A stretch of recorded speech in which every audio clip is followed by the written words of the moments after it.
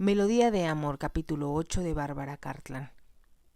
Y sí, él la había abandonado, también su madre, ya que Imelda estaba segura de que dondequiera que se encontrara, solo pensaría en su esposo y en cómo devolverle la salud. Después de varios días, Beryl sugirió que Danvers debía descansar por las noches, así que ellas tomarían su lugar a menudo. Sí, por supuesto, consintió Imelda. Debí pensarlo. Tu padre ya no está tan mal como antes, y como hay un cómodo sofá en su habitación, cualquiera de nosotras podría dormir allí y despertar enseguida si él necesitara algo. Yo haré el primer turno, pidió Imelda.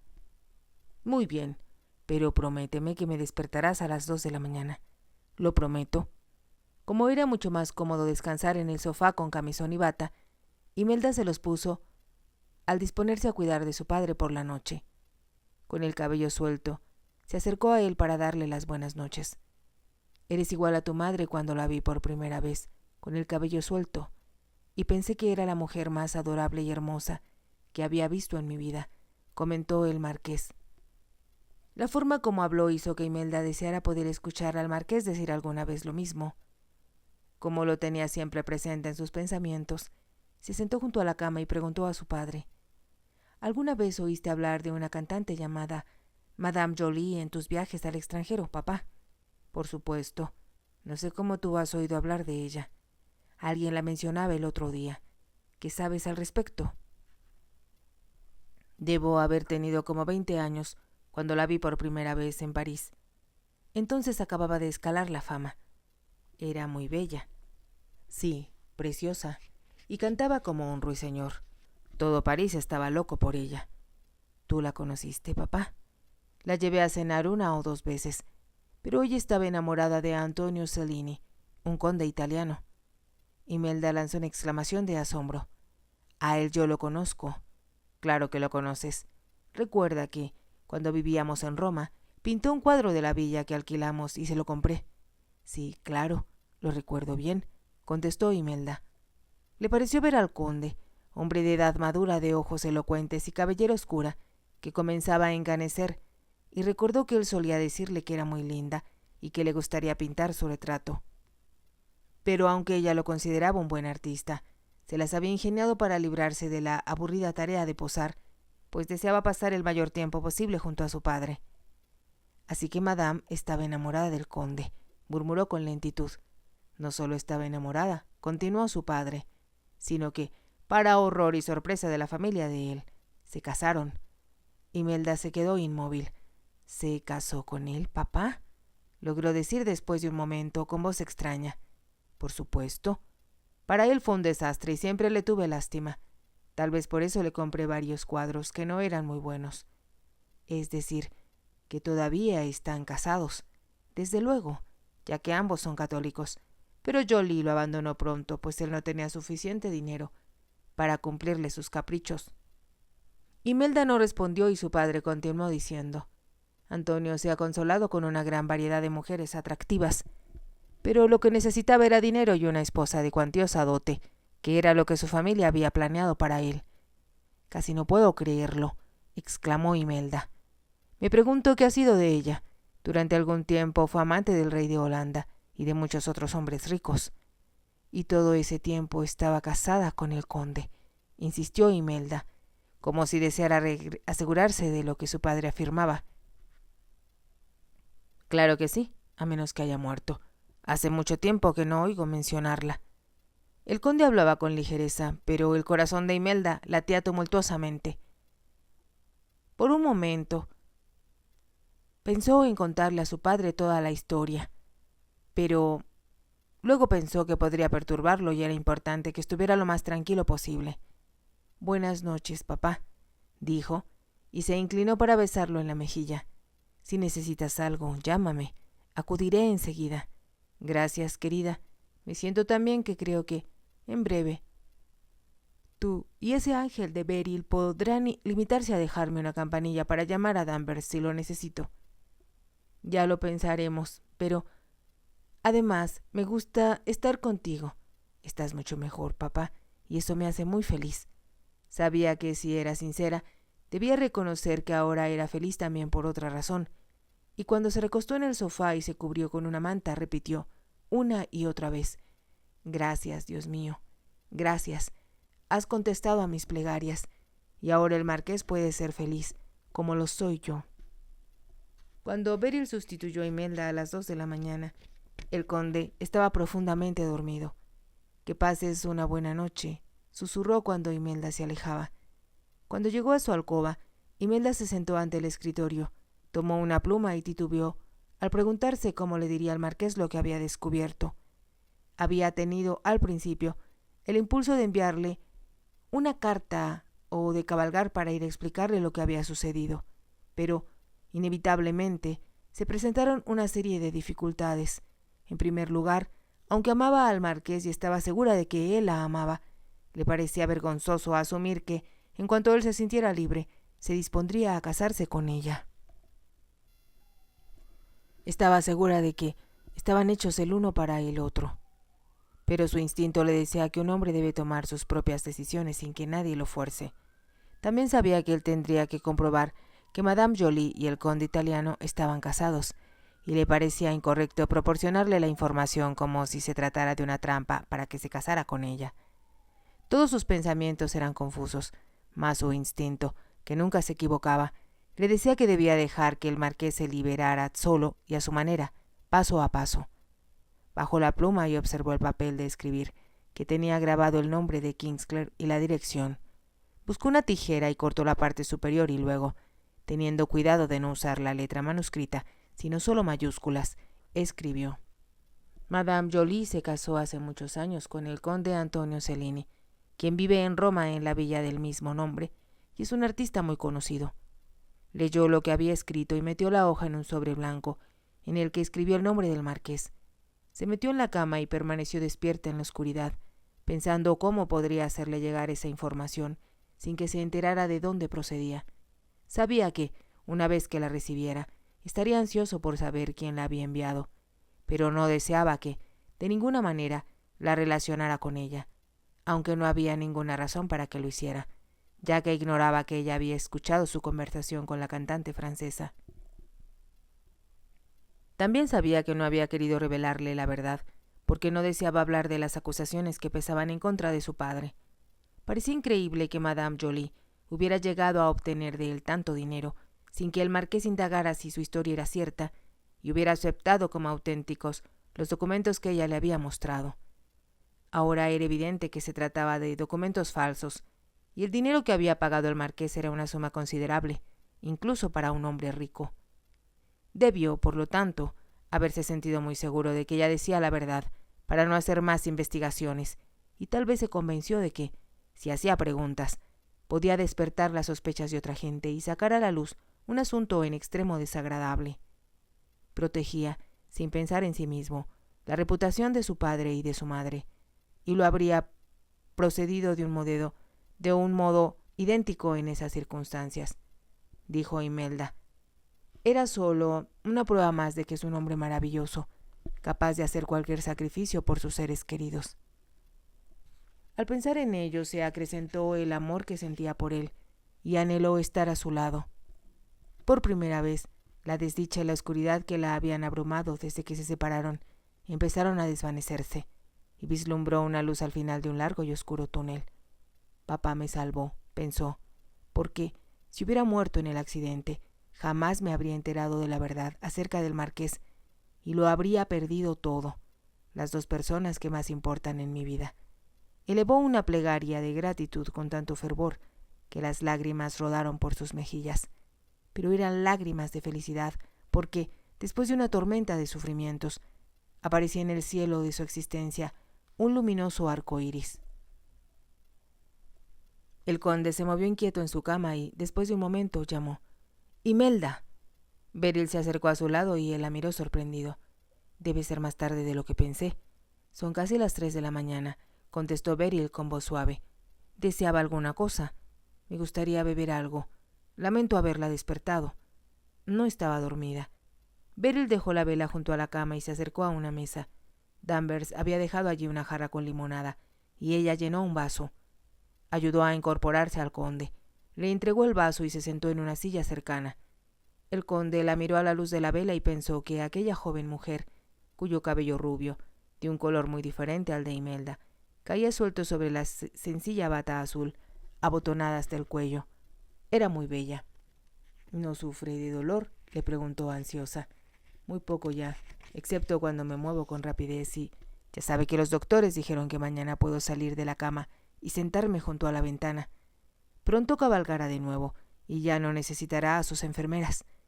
A él le pareció advertir cierta tristeza en la voz de Beryl. Tengo la sensación de que la necesitaré todavía, añadió, y además le estoy muy agradecido por hacerle compañía a Imelda. Ha sido una gran cosa para ella y para mí tenerla con nosotros. Vio que el rubor encendía las mejillas de Beryl y que ella, aturdida, bajaba los ojos. Pensaba esta tarde, prosiguió el conde, que usted no debería atender a un hombre enfermo, sino a sus hijos. Me hubiera encantado tener hijos, en especial un varón, pero mi esposo no estaba bien de salud. Sus titubeos indicaron al conde con toda claridad cómo había marchado su matrimonio. Debe casarse de nuevo, comentó en tono ligero. Beryl se echó a reír. Ya es tarde para eso, pero espero que cuando Imelda se case pueda ser madrina de alguno de sus hijos. Cuando se case, reflexionó el conde. Eso es otro asunto que se arruinó por mi accidente. Imelda debería estar en Londres disfrutando de la temporada social, como yo había previsto. Pero jamás aceptará alejarse de usted antes que esté bien del todo, y no la necesite, lo cual, me temo, será muy en breve. Es muy buena conmigo, murmuró el conde casi como si hablara consigo mismo, pero debe tener la oportunidad de conocer hombres adecuados para ella. Espero que encuentre a alguien a quien amar. ¿Así que opina que el amor es esencial en el matrimonio? Se hizo una pausa antes que Beryl contestara, como si se viera forzada a decir la verdad. Sí, no puede haber felicidad sin amor. El conde se reclinó sobre las almohadas mientras la miraba. No necesitamos fingir a esta hora de la noche. ¿Por qué se casó con el hombre que su padre eligió para usted? Beryl pareció sobresaltarse y él agregó: Imelda me dijo que eso fue lo que sucedió, y yo siento curiosidad. Beryl hizo un pequeño gesto de impotencia con las manos. No tenía otra alternativa. Nadie más me había propuesto matrimonio, pues a papá no le gustaba invitar a ningún hombre a casa, excepto a determinados amigos de su misma edad. Así que era Lord Marsden o nadie. Beryl asintió con la cabeza y luego añadió con rapidez: No debería decir esto. ¿Por qué no?, preguntó el conde. Todos deberían hablar con franqueza a veces, y como yo la conozco desde hace muchos años, Beryl bien podría ser su padre. ¿Sabe cuántos años tengo? 33, replicó ella riendo. Yo tengo casi 10 más. A mí siempre me pareció joven, y es difícil creer que sea el padre de Imelda. Me halaga, sonrió el conde, pero es cierto que me sentía joven hasta que tuve este accidente. Es usted joven, y cuando pueda cabalgar de nuevo volverá a ser el mismo de siempre. No sé, repuso el conde con aire reflexivo. Tengo la idea de que, mientras he permanecido aquí acostado, me he vuelto más viejo, no solo de cuerpo, sino de espíritu. He hecho muchas tonterías en mi vida, y pude haber recibido un castigo mayor por ellas que el que sufro en este momento. El conde pensaba en Lady Bullington, y en que se había visto forzado a huir con ella, pero como Beryl lo ignoraba, parecía sorprendida. Como sabía que no debía permitir que el conde se deprimiera porque estaba enfermo, se apresuró a decir: Todas las personas que conozco lo admiran como deportista y por sus triunfos en las carreras de caballos. Así me gustaría pensarlo, pero hay otros mundos donde no ha hecho buen papel. Hay tiempo de sobra para ello. Así lo espero. Creo que, cuando un hombre se siente cerca de la muerte, eso lo hace pensar en el tipo de epitafio que merecerá cuando muera. Beryl lanzó un pequeño grito. No debe pensar esas cosas ni hablar de la muerte. Debe disponerse a vivir. Hizo una pausa y agregó sonriendo: Siempre lo envidié porque tiene esta irresistible alegría de vivir que los franceses comprenden mucho mejor que los ingleses. La alegría de vivir, murmuró el conde. Sí, Beryl, es verdad. Tuve la fortuna de disfrutar mucho de la vida, pero también he tenido momentos oscuros, vacíos, y ocasiones en que me he sentido muy solo. Lo comprendo, pero es afortunado, porque su inteligencia le indica que no durarán para siempre y que puede olvidarlos y comenzar a disfrutar de nuevo. ¿Es eso lo que creo?, preguntó el conde. Tal vez tenga razón. Pero ya hablamos de mí. Ahora hablemos de usted. Comparada con sus aventuras, repuso Beryl riendo, mi vida es solo una página en blanco, un libro donde hay muy poco que leer. El conde la miró durante un momento antes de responder. Este es el momento en que debe empezar a vivir. No sé cómo empezar. Debemos rectificar eso en el futuro. Así tendré algo que planear mientras permanezco acostado sin poder dormir. Pero debe dormir, protestó Beryl. Eso lo ayudará a recuperar sus fuerzas. Se puso de pie y llevó el vaso vacío al sitio donde estaba la jarra, y luego se dedicó a acomodar las almohadas con mano experta. Como está inquieto, tal vez tenga fiebre, añadió poniendo una mano sobre la frente del conde, y él advirtió que sus dedos eran suaves y frescos. El conde no respondió y después de un momento ella observó: no tiene fiebre. Creo que algo le preocupa. Permítame que le dé un masaje en la frente. Debe tratar de pensar en cosas agradables para que se duerma de nuevo. Mientras hablaba, movía sus dedos con suavidad sobre la frente del enfermo, y aquel suave contacto pareció disipar las preocupaciones del conde. Lentamente se fue quedando dormido. Imelda regresó del jardín llevando en los brazos un gran canasto lleno de flores. Al llegar a la casa advirtió, frente a la puerta, un impresionante carruaje tirado por 4 caballos, con cochero y palafrenero ataviados de librea verde y oro, y un lacayo de pie en el umbral. Los miró con curiosidad y subió por la escalera con rapidez. ¿Quién llegó?, preguntó al mayordomo. Acabo de enviar a un lacayo para buscarla, señorita, contestó él, y preguntar si su señoría está en condiciones de recibir a Lord Bullington. Imelda lanzó una exclamación ahogada. Hablaré con su señoría, contestó, y corrió escalera arriba hacia el dormitorio de su padre. Era el primer día que al conde se le permitía salir de la cama, y no estaba vestido. Solo llevaba puestas una bata de terciopelo y una pañoleta de seda anudada al cuello. El sol le daba en el rostro y, aunque había adelgazado bastante, seguía siendo un hombre muy apuesto, y cuando le sonrió a su hija, ella pensó que nadie podría ser más atractivo. Imelda cerró la puerta tras ella y anunció con preocupación: «Papá, Lord Bullington está aquí y solicita verte». El conde la miró asombrado antes de preguntar: «¿Bullington? ¿Estás segura?» «Sí, papá. ¿Por qué quiere verte?» El conde apretó los labios, como si pudiera pensar en muchas razones, y luego contestó: «No puedo ser tan poco hospitalario como para despedirlo sin verlo. Ordena que lo conduzcan aquí arriba y que traigan enseguida una botella de champaña». Imelda se dispuso a protestar, pero comprendió que era inútil. De una cosa estaba segura: su padre era demasiado orgulloso para rehuir una situación, por desagradable que fuera. «Daré tus órdenes, papá». El lacayo que la buscaba estaba afuera, y ella le transmitió las órdenes que había recibido, pero como temía que Lord Bullington perturbara a su padre, se refugió temblando en su dormitorio. El conde estaba seguro de sí mismo, aunque algo preocupado mientras esperaba a su visitante. La entrevista, en el mejor de los casos, sería desagradable, y no se sentía lo bastante bien como para soportar las recriminaciones de Lord Bullington. Estaba dispuesto valientemente a enfrentar las consecuencias de sus actos, y se irguió sereno en la silla, pero el movimiento le lastimó la pierna y lo hizo estremecerse. Apoyaba la pierna lastimada en un pequeño banco, envuelta en un ligero chal que le había puesto Imelda. Había pertenecido a su madre y, al colocárselo, ella le había hecho notar: «Este chal era de mamá, y creo que no solo te mantendrá caliente, sino que tiene un poder curativo, pues sé que ella habría deseado, por encima de todo, que te pusieras bien rápidamente». «Es lo que trato de hacer y les debo mucho a ti, queridita, a Beryl y a Danvers, que me han atendido de forma tan eficiente. Me alegro de que hayamos podido contribuir a tu restablecimiento, pero creo, papá, que tu voluntad indomable ha sido más efectiva que cualquier otra cosa.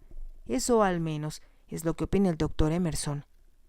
«Y, por supuesto, debe tener razón», había respondido el conde bromeando.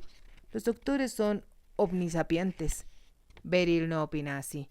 Cree que fueron sus hierbas mágicas las que te salvaron de permanecer drogado y las que han hecho el milagro». Debo recordar agradecerle eso a Beryl. Ya lo he hecho yo por ella. Por su parte, no cesa de darme las gracias por haberle permitido quedarse aquí. Creo, papá, aunque es algo extraño, que ella es más feliz en este momento de lo que lo ha sido nunca en su vida.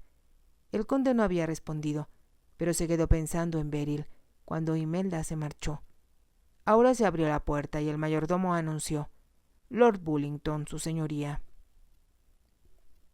El conde miró inquisitivo a su visitante. Lord Bullington era un hombre alto, de presencia distinguida y ademanes un tanto pomposos. Poseía una considerable fortuna y ocupaba un lugar importante en los círculos de la corte, y ello explicaba por qué la preciosa muchacha que lo había atraído desde la primera vez que la vio se había casado con él, obligada por sus padres. A pesar de todo, Elaine Bullington había asegurado al conde que no había estado enamorada de él cuando se casó. Es 16 años mayor que yo, le había dicho, y aunque fue muy emocionante convertirme en un miembro prominente del mundo social, en cuanto tuvo el anillo en el dedo, vivir con Lionel es bastante desagradable. Si te ha gustado, te invito a que te suscribas, a que me regales un me gusta y actives la campanita para poder seguir escuchando esta historia. Gracias.